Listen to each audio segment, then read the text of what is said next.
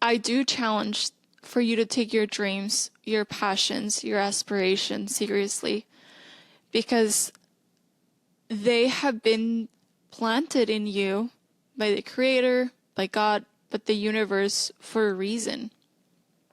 And it is an act of service to everyone around you for you to be that vessel to make those dreams come true.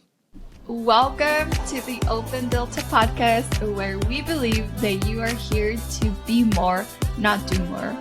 I am your host, Eileen, and as a coach, speaker, and consultant, I will help you manifest your dream life that can bring you more power, peace, and cash. If you're ready to dive into the mindset, neuroscience, and connection to the universe, vamos a darle. Buenas tardes and welcome back to Open Delta. I am thankful for a lot of things. However, the first thing that I want to mention today is the amazing feedback, amazing conversations that I've been able to have with so many of you.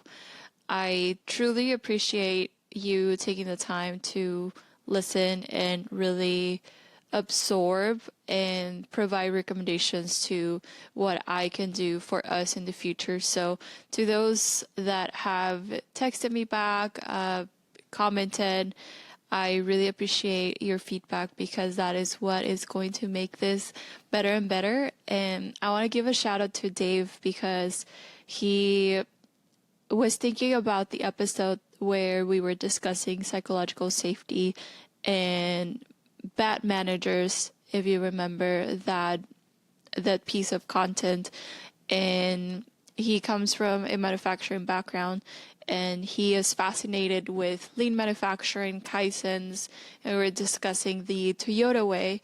And one of the things that really sparked the thought when he was listening to the podcast was around whenever there is a problem or someone made a mistake, you blame the process, you do not blame the person. And I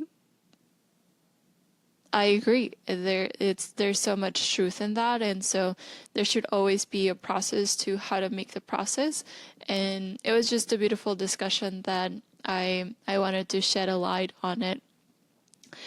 Today's discussion is around how your path is not Amazon Prime. In today's world, we are accustomed to instant gratification.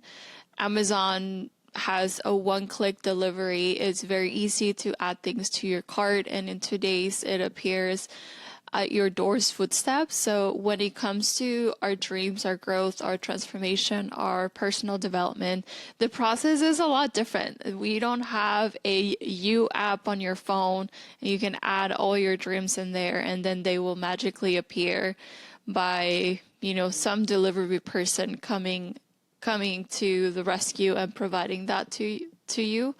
So I've been getting a lot of signs, a lot of messages from the universe all around remembrance, remembering who we are, remembering what we're about, remembering what we came here to do.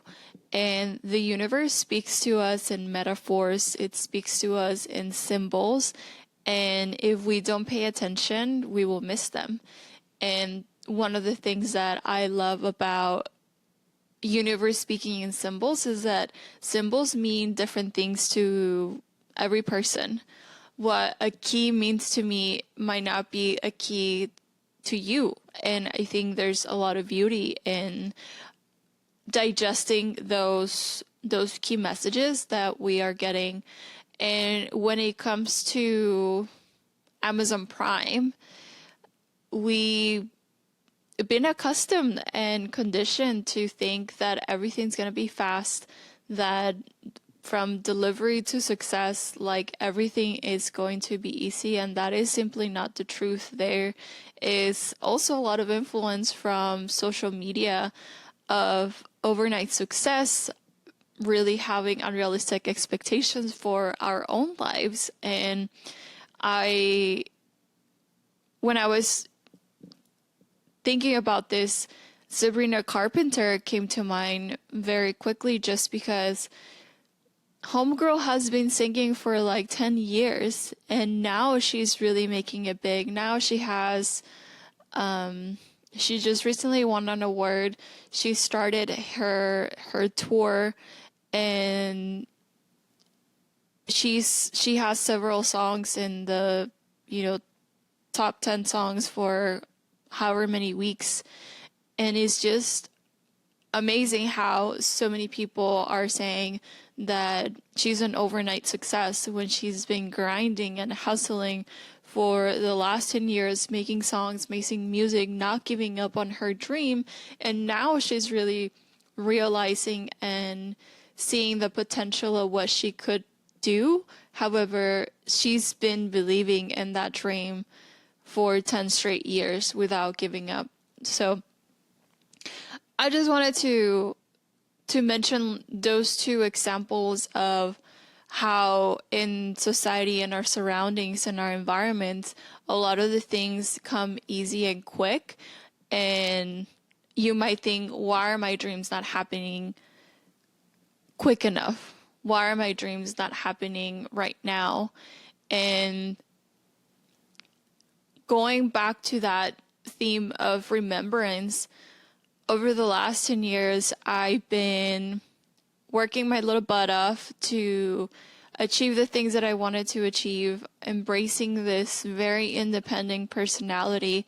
And I want to appreciate all of those versions of me that have existed for me to have a beautiful relationship with Rocky that we discussed last week, for me to honestly having Simba, having a dog in my life, it's such a blessing. He brings me so much love and joy into my life. And I remember that there have been times in my life that I just want to get to the outcome. I just want to get to the finish line. And right here today, I ask myself, why? Why was I in such a rush to get to that outcome? And in one of my journals, it was January 1st, era Año Nuevo, and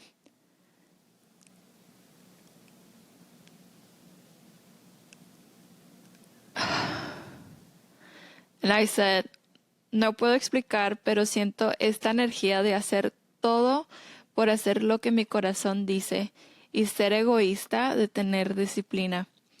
Quiero sentirme plena, quiero sentirme feliz, estar uno con el universo.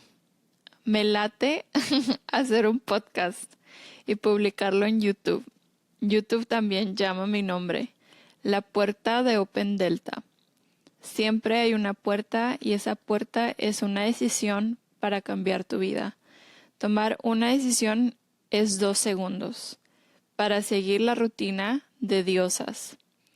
Quiero vivir, quiero compartir, quiero amar, quiero conocer, quiero aprender, quiero enseñar, quiero inspirar. Quiero abrir el portal más allá de la humanidad. Gracias, universo, por enseñarme las experiencias en mi realidad y apreciar mi vida, mi cuerpo, mi alma y todo lo que merezco y debo vivir en esta vida. Hoy me comprometo. And it makes my heart happy that the seed had been planted years and years ago. I don't know when I wrote that. However, that is part of my why. That is part of the things that I wanted to share. And I don't know exactly why it took the amount of time that it took to create this podcast. However, I'm happy today that within the last 4 years, within the last 10 years of really the peak growth that I've been able to go through, that I remain true to myself most days. And the reason I say that, it's because I know that there were things that I did, things that were out of alignment with myself. And sometimes the delays, the challenges, or detours per se that we face aren't really setbacks, however, are lessons and opportunities of growth. I truly believe that the universe is orchestrating events in ways to ensure that once we get what was in our heart is really what we desired. And sometimes is we don't get the exact what that we want. However, we get who we needed to become in the process. That waiting period is the spiritual growth that happens in order for you to build the resilience, the patience, and the deeper understanding of yourself. And I think the deeper you get to know yourself, the deeper you get to know your soul, is how you also learn to trust and surrender to the universe timing, and letting go of the outcomes, letting go of the expectations that maybe the environment you grew up in, and allowing to embrace that flow it's been a journey for me. When things haven't gone as planned, and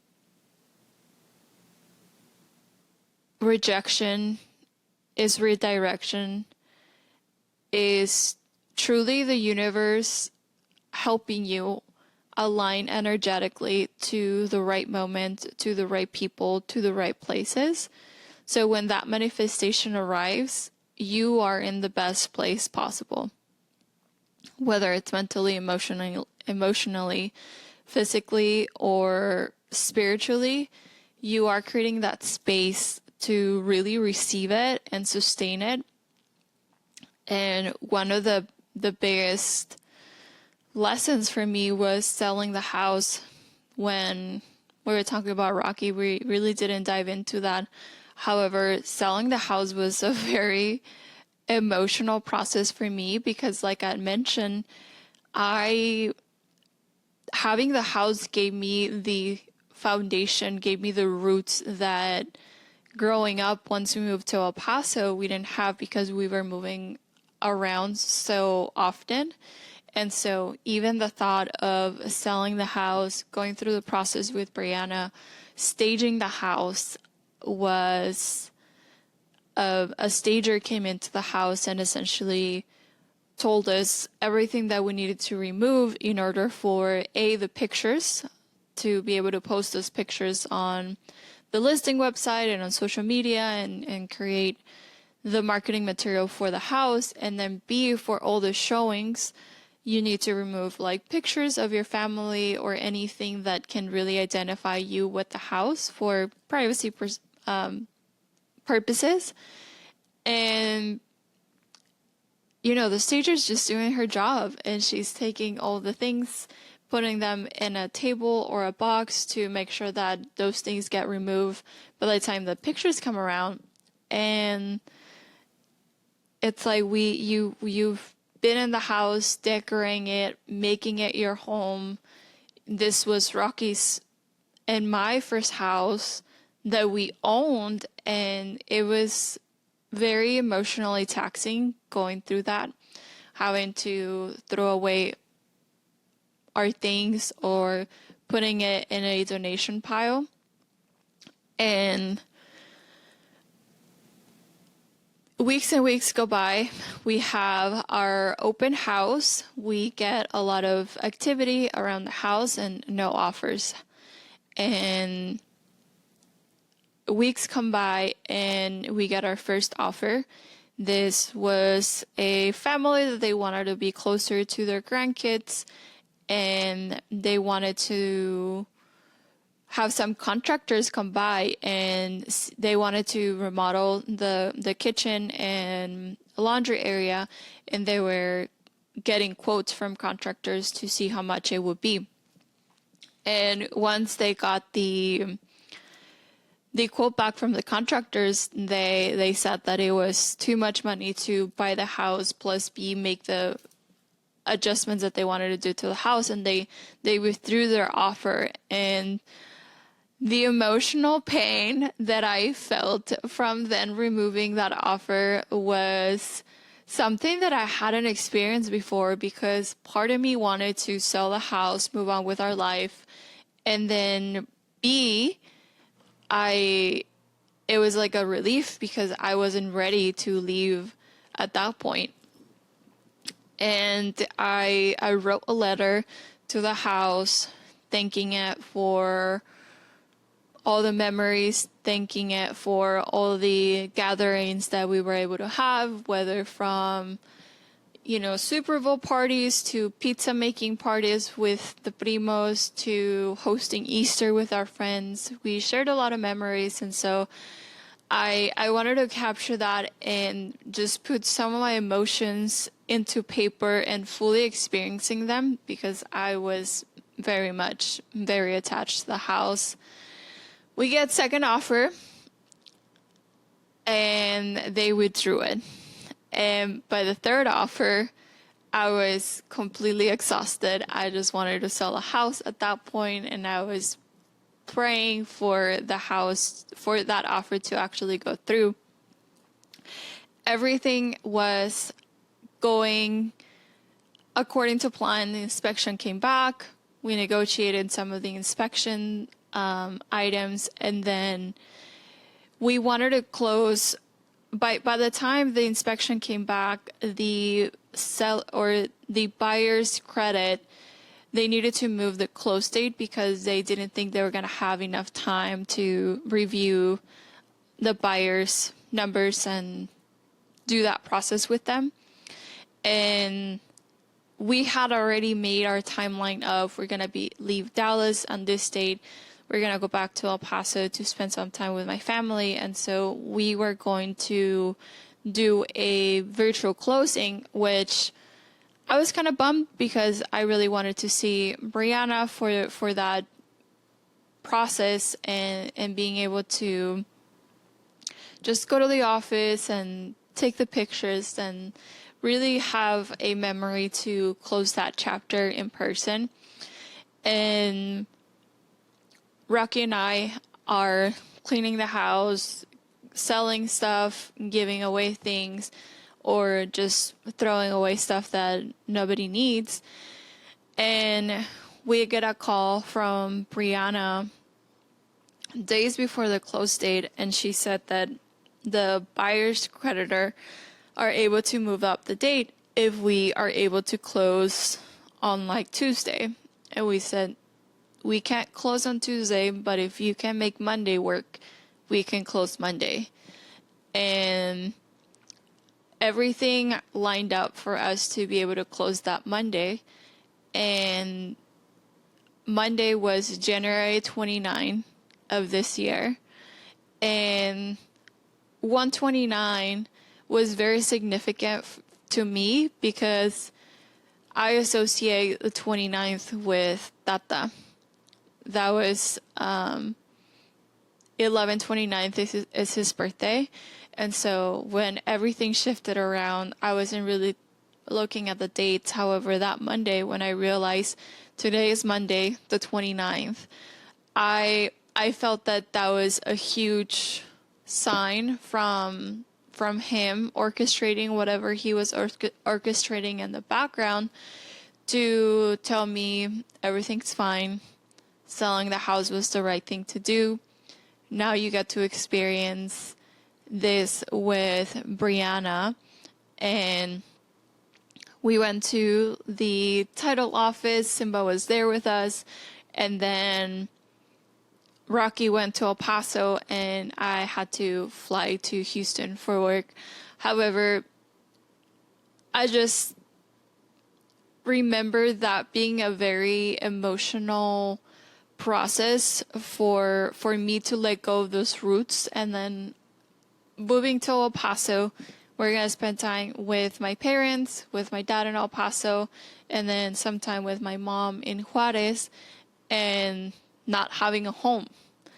and then having to move across the country with my family to an apartment that we hadn't even seen. We saw this apartment through FaceTime. And so this story just to shed a light of you don't know what is going to be the best outcome, and to really pay attention to those signs, because I think that cultivating the practices to remember your why are very important. And your why, it's your why. It's not somebody else's why. So I hope that the journal that I wrote brings you a call to action in terms of what is your why, and your whys to me should always bring you peace. And one of the things that I also wrote on another journal is just go for it. Speak your truth to people. Speak your truth to people. And then I also wrote, why not tell people? Ears are the closest to your mouth. Listen to what you're saying. Tell them the weirdest shit. I thought that was so funny. Communication and energy work are connected to connect deeper with your higher purpose. It is already in you. And then the last two things that I wrote, let me be me for you. Let me be me for you. And I think this is an incredible mindset shift of me writing that, and then also me reading that back to me for you, because it goes from self to service.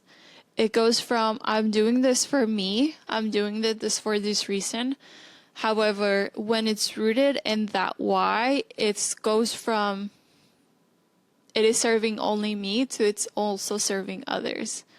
And one of the most clear examples that I was able to think about when thinking about this podcast episode is that when I joined Accenture, my goal was to make it to manager. I wanted to make it to manager as quickly as humanly possible. And when I speak with analysts, I explain the differences, essentially. One way that you can approach your career early on at Accenture, or really at other companies as well. However, our development program is tailored to those first couple of years, give you room to try different things, try different projects, try different services, and figure out what you're passionate about, figure out what you actually enjoy, and then specialize and go that route.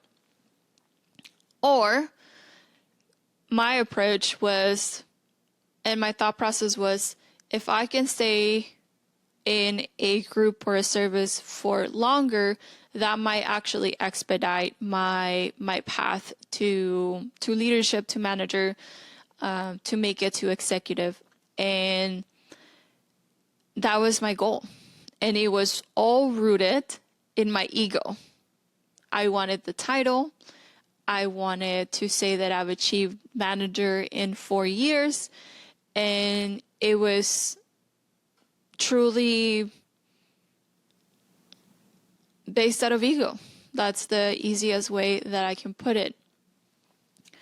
I was on a project that kept getting extended, and so I knew the team, I knew the role, I knew their business in terms of what future opportunities can we pursue with them.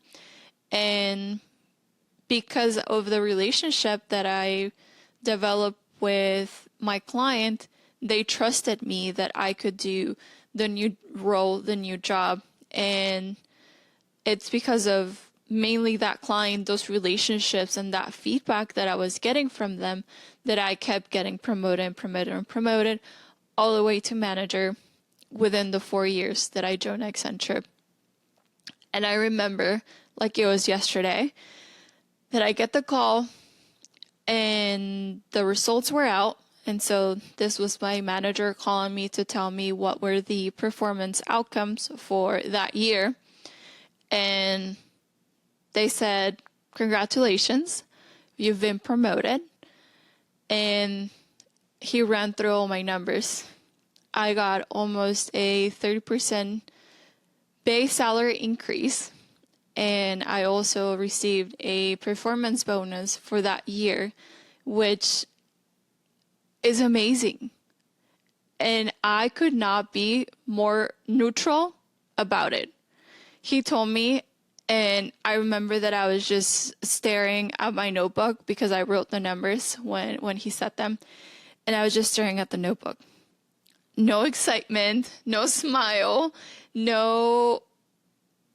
I just did not understand. I should, quote unquote, should have been so happy, so excited. And I remember that I hung up. He releases the numbers. That way I can see them on my portal. And we knew that call was happening. So Rocky comes in the room after that. I show him my notebook. I show him all the numbers, and he's like excited. He's like clapping, and he's so proud of me because I've achieved that goal that, quite honestly, like made me feel so empty. And I feel so bad because I wanted to be excited, but I truly wasn't. And I think it's because it was rooted on that very ego-driven decision that I wanted to get promoted in X time for myself. And there is a managing director now that she was at Accenture. She then left. She came back as a senior manager, and she was making her case to go up for promotion for managing director, which we don't have a lot of Latinas in the MD role. And quite honestly, we just don't have a lot of women MD managing directors in the engineering and manufacturing sector that I'm in. And I remember that I asked one of my mentors, colleagues of her, I didn't have a close relationship with her at the moment, and I asked them, why does she want to get promoted to MD? And they said, because she wants to bring more representation, more woman representation, and use that influence to support more women, to support more diversity, and to drive more inclusiveness. And I thought that was super powerful.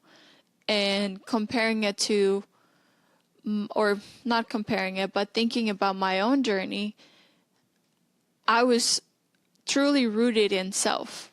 I wanted that for myself.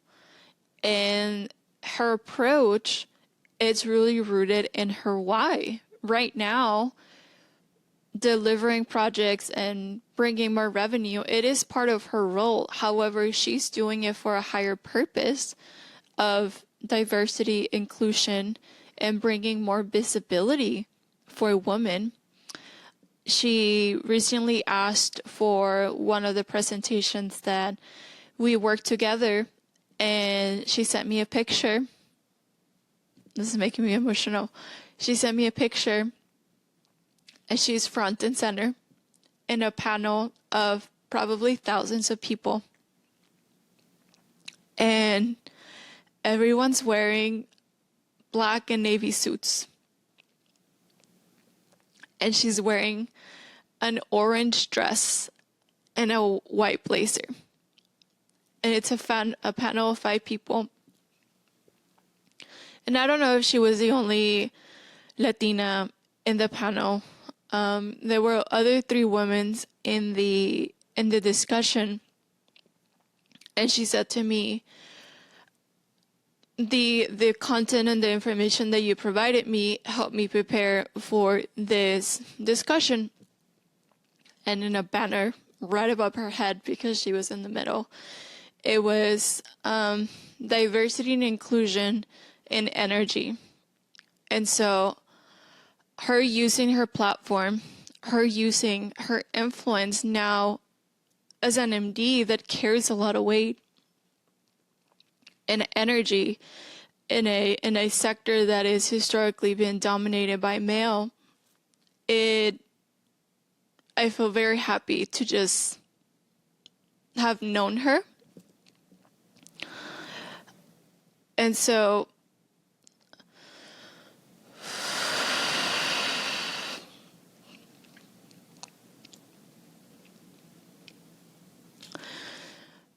when I think about this, let me be me for you, I hope that it gives you permission to pursue the things that excite you, pursue the things that make you happy, pursue the things that light you up. Because if you read the 4 agreements, one of the second agreement is don't take things personally. And I agree, we shouldn't take things personally.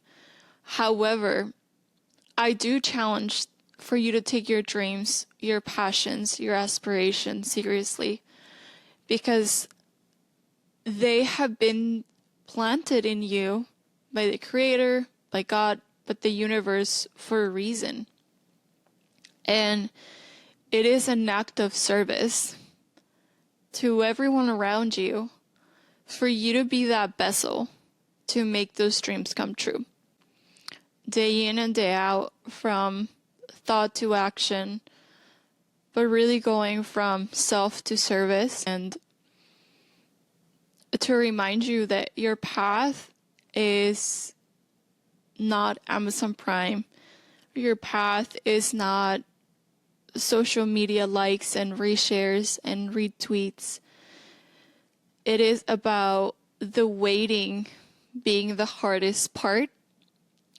However, that growth that happens in the waiting prepares you for the gift of self. And that is the gift of you becoming who you were meant to be. Ciao, pescado.